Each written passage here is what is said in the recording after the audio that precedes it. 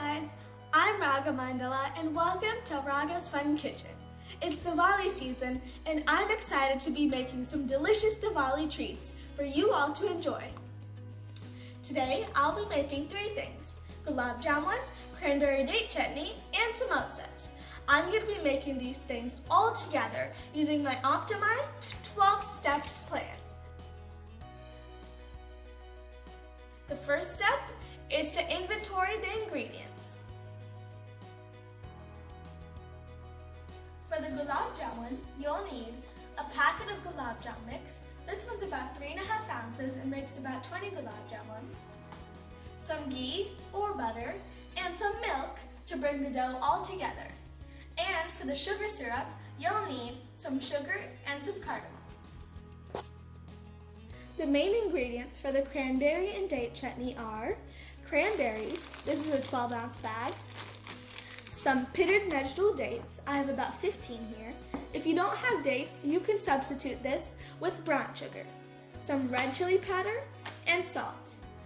For extra garnish and flavor, we have asafoetida powder, fenugreek seeds, black mustard seeds, garlic, curry leaves, and turmeric powder. Now for the samosas. For the dough, you'll need all-purpose flour and carom seeds. For the filling, you'll need potatoes, green peas, chili powder, and salt. You'll also need turmeric powder, cumin coriander powder, garam masala powder, and cilantro for flavors. And of course, we will be using oil for all three of these recipes. I decided to use vegetable oil, but you guys can use whatever oil you want.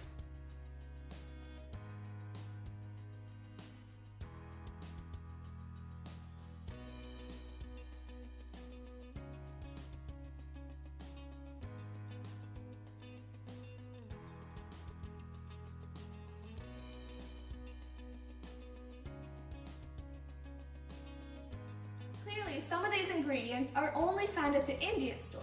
So if you're unable to go out to the Indian store because of the pandemic, all of these ingredients are readily available online. Ingredients are inventoried. Step 1, check. Step 2 is to peel, cut, and boil the potatoes.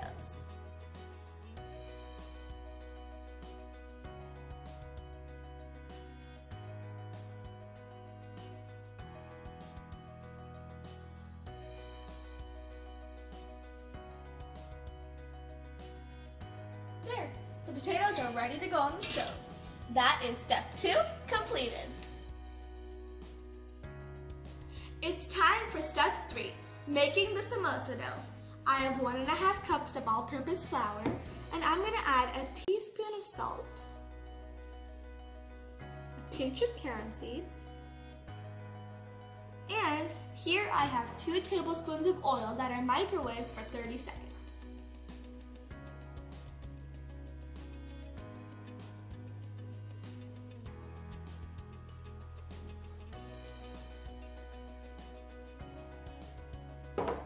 And now I'm just going to incorporate this very well.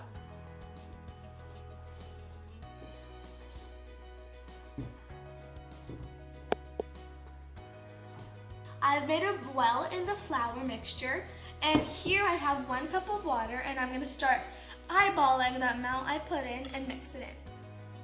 So I'm just going to put a little bit and then mix it in, and you can keep going like that until you form your dough.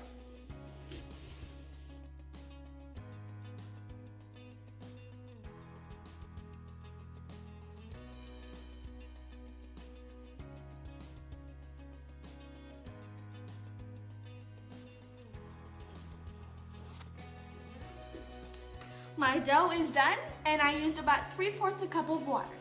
Now I'm going to cover my dough with a damp cloth and let it sit. That's the end of step 3. Time for step number 4, making the sugar syrup. I have 2 cups of sugar here, and I'm going to add 1.5 cups of water to it. 1.5.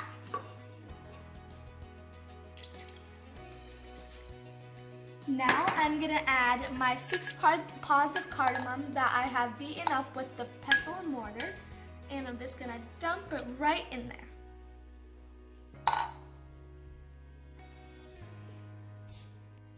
Perfect timing, my potatoes are done boiling and I'm ready to boil my sugar syrup.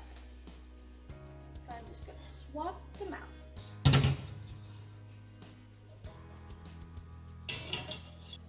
I drained the boiled potatoes and set them to the side.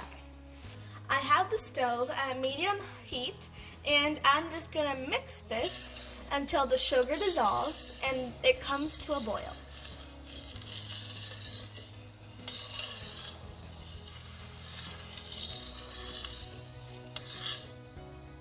The sugar is dissolved, it came to a boil, and I'm gonna wait 1 more minute until I turn off the stove.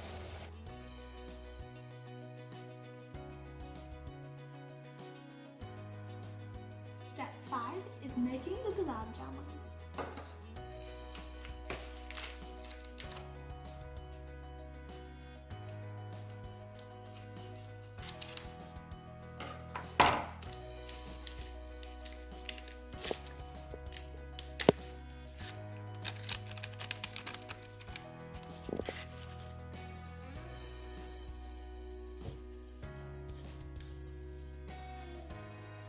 I have a 1/4 cup of milk here, but I may not even use it all.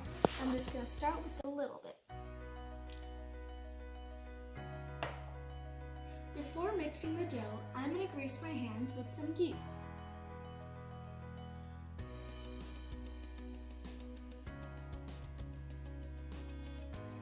We want this dough to be on the stickier side.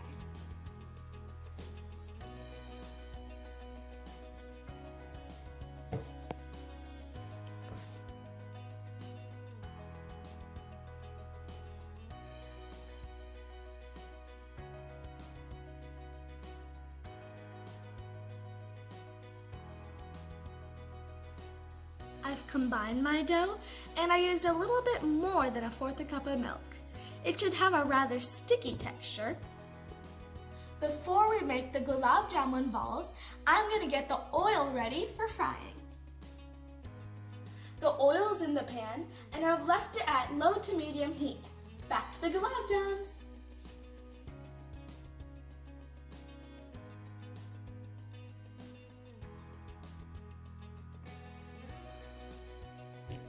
If the dough is sticking to your hands, you can always add a little bit of ghee, and that will help it not stick.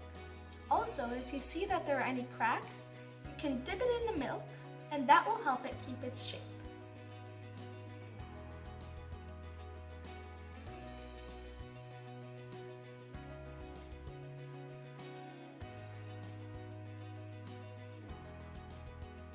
Let's see if the oil is ready. I took a little crumb and I'm going to drop it in here, and if it bubbles up to the top, then the oil is ready. Looks like the oil is ready.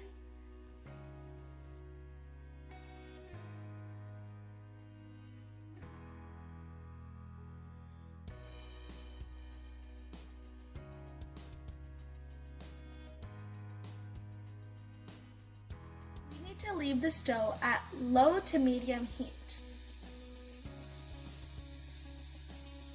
They're looking good.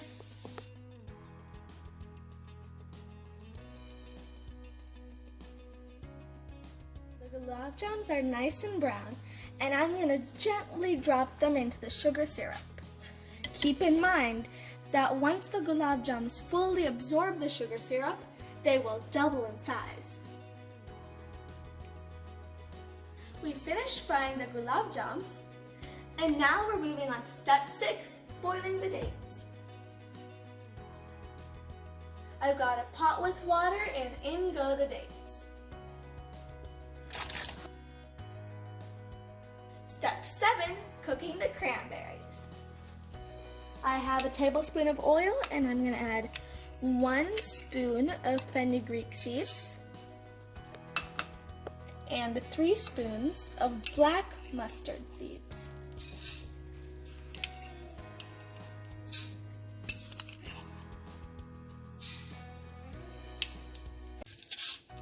Once the fenugreek seeds get brown, you can add a pinch of asafoetida powder.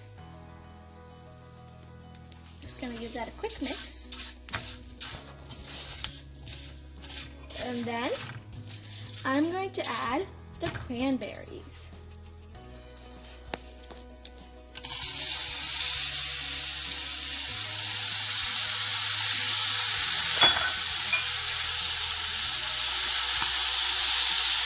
And I'm going to add a pinch of turmeric.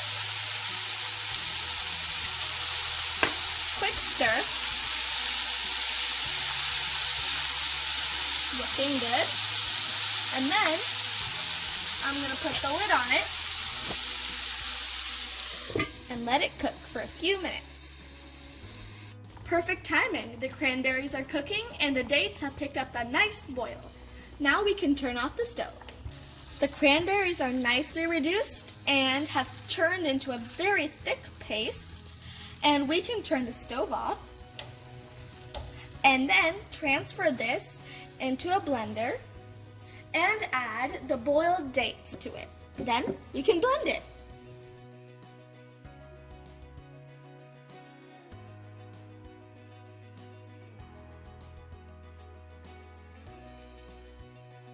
Time to blend. Note that I've also added the water in which the dates were boiled because the mixture was a little too thick for the blender. Here I go.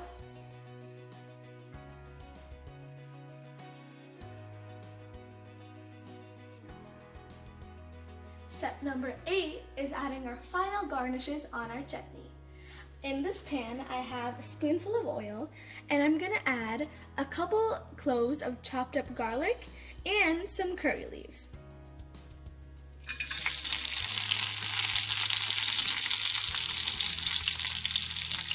The garlic looks nice and brown, and now I'm going to add 2 spoons of Cuban coriander powder and 1 spoon of chili powder. You can adjust the chili powder according to your spice level. I'm going to give that a quick little mix. And now I'm going to add the mixture of our cranberries and dates. So here we go.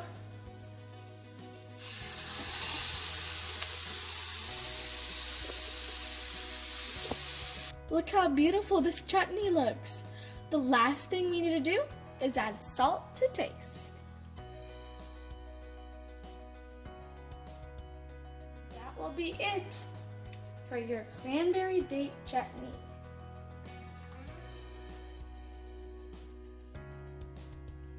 Step 9 is the potato filling for the samosas.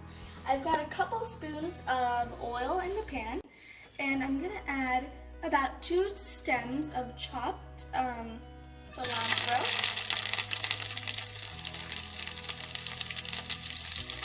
And I'm going to add 2 spoons of Cuban coriander powder,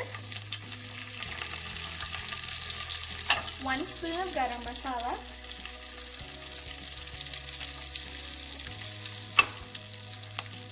a pinch of turmeric powder. I'm just giving this a quick mix, and once you smell a nice toasty smell, you can add your peas.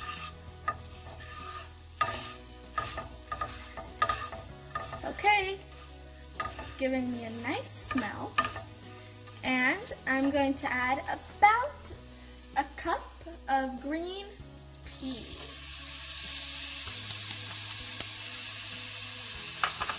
Give that a mix.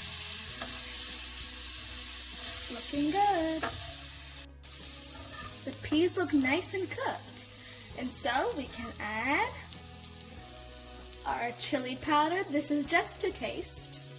I put about half a spoon. And then 1 spoon of salt. Gonna give that a quick stir.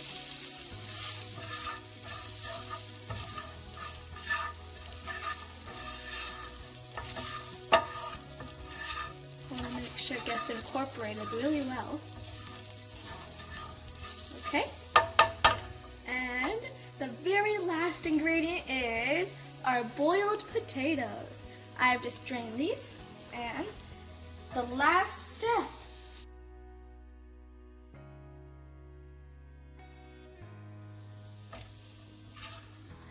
That's it for the samosa filling. Wasn't it easy? Let's give it a quick taste.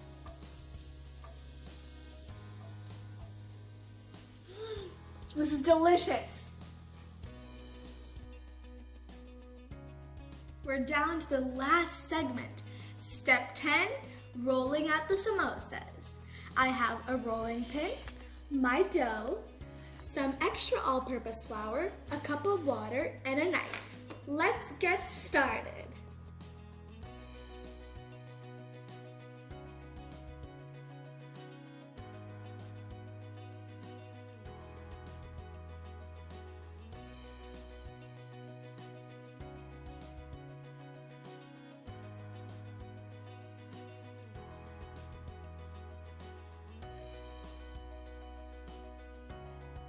Are you with me so far?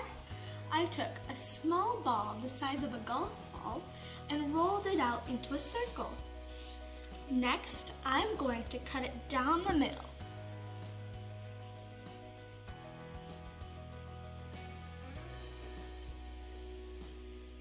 Okay, we've got both of my halves. I made another circle, and it's okay if it's not perfect. Now, I'm just gonna cut down the middle once again. Now, the next thing we do is we wet the edges of the samosa dough so that when we fold them and we put the filling inside, it can close properly. So I'm just gonna wet the edges of all of these half circles.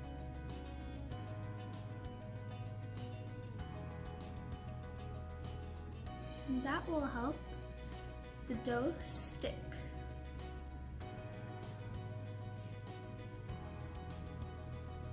Now for the fun part. Time to make this look like this. First, you see the straight edge. You're gonna take the left side, fold it like this, hold it with one hand like a triangle, and then the other side connects. See? And then you hold it in your hand like a little cup, and then you put your filling inside of it. Make sure not to overfill it because you don't want your filling overflowing from your samosa. I'm gonna add a little bit more. Okay. And then now I'm gonna make sure that my samosa is secure and shut. And voila! There we have it, our samosa. Let's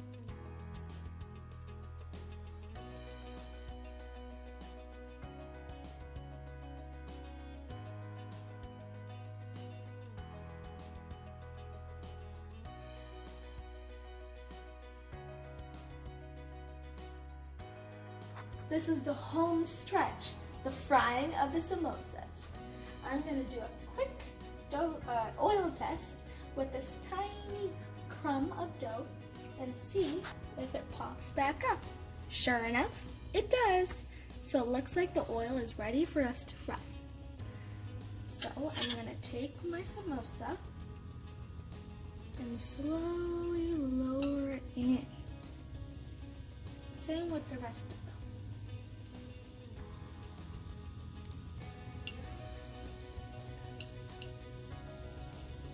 Two more.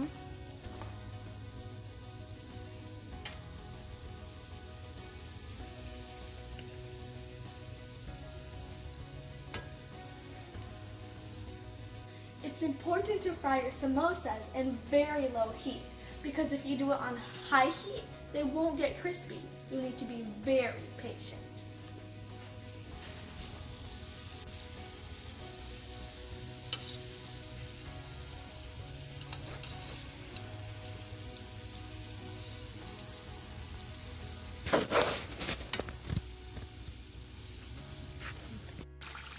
This is the color we're looking for.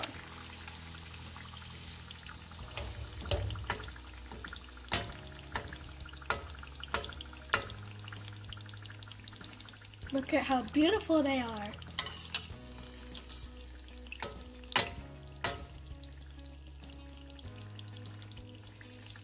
And the very last one.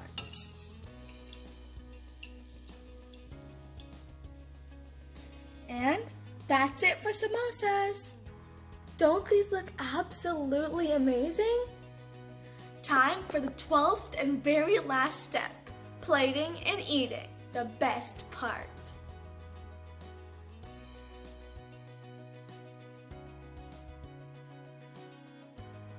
Just look how gorgeous these are. If you want to make these too, then just follow my 12-step recipe. Happy Diwali, and I'm gonna dig in. Bye.